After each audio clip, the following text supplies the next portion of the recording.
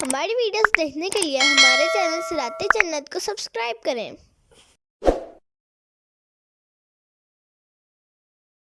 إنا لننصر رسلنا والذين آمنوا في الحياة الدنيا ويوم يقوم الأشهاد۔ ترجمہ کنز العرفان۔ بے شک ضرور ہم اپنے رسولوں اور ایمان والوں کی دنیا کی زندگی میں مدد کریں گے اور اس دن بھی جس دن گواہ کھڑے ہوں گے۔ یوم لا ينفع الظالمین معذرتهم ولهم اللعنة ولهم سوء الدار۔ جس دن ظالموں کو ان کی معذرت کچھ فائدہ نہ دے گی اور ان کے لیے لعنت ہے اور ان کے لیے برا گھر ہے۔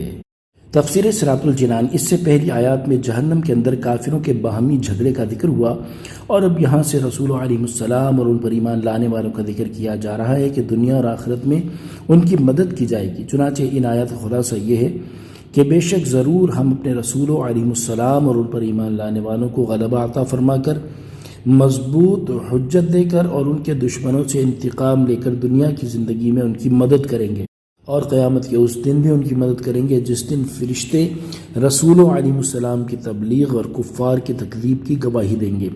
اور اگر اس دن کافر اپنے کفر سے متعلق کسی قسم کا عذر پیش کریں گے تو وہ مانا نہیں جائے گا، اور اگر توبہ کریں گے تو وہ قبول نہیں ہوگی، اور اس دن وہ اللہ تعالیٰ کی رحمت سے دور ہوں گے اور جہنم ان کا ٹھکانہ ہوگا۔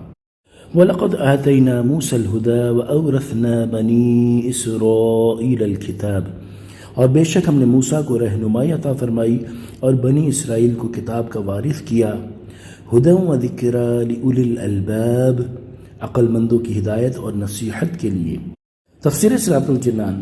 اس آیت میں لفظ ہدا سے مراد تورات اور حضرت موسیٰ علیہ السلام کو دیے جانے والے معجزات ہیں جو ان کی قوم کے لیے رہنمائی اور ہدایت حاصل کرنے کا ذریعہ تھے۔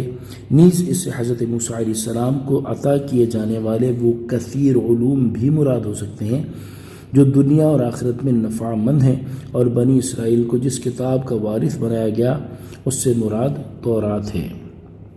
ہدی و ذکری، ہدایت اور نصیحت کے لیے، یعنی یہ کتاب عقل مندوں کے لیے ہدایت اور نصیحت ہے۔ یہاں آیت میں بطور خاص عقل مندوں کا ذکر اس لیے کیا گیا کہ اس کتاب کی ہدایت اور نصیحت سے فائدہ یہی لوگ اٹھاتے ہیں۔ صلو علی الحبیب صلی اللہ تعالی علی محمد صلی اللہ تعالی علیہ وآلہ وسلم۔